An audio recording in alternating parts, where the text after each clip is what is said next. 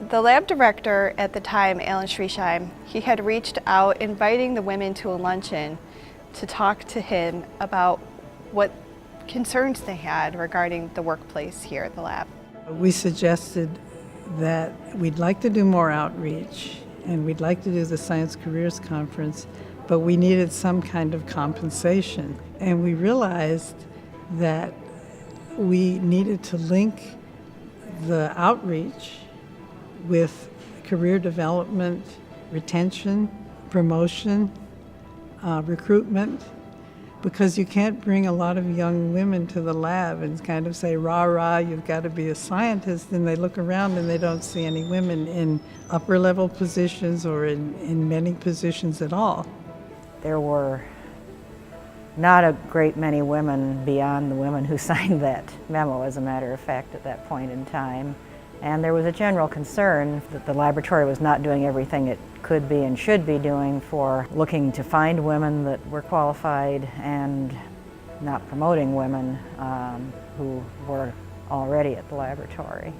The memo was trying to use that opportunity to bring up several issues that were important to Argonne women scientists in trying to increase their numbers for the future and equity issues of various sorts.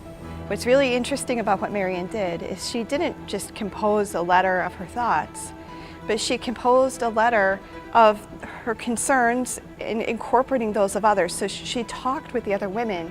When I started meeting other women, there was such a change. It was so nice to work with other women on science and talking to other people and becoming aware myself. I realized that something had to change. And I was alone in the chemistry division, the only female scientific staff. In fact, when I was hired, people from the division came to me and said, oh, we had a woman once, but they made her retire early. So that was not very comforting.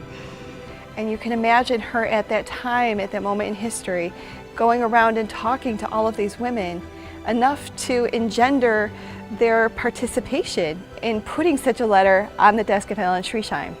He saw this, he started looking at it, paging through and wondering, you know, he said, I thought you were coming to talk about outreach. And it was mostly about outreach, but I think it was more than he expected. And he said, what's your favorite topic here? And I've never done this before, and I don't think I've done it since. I blurted out, we had a sentence in there, women at the lab should be treated equitably. So that's really an inspiration. It's hard for me to imagine having the guts to do something like that, having the charisma to do something like that. And they said, let's go with it.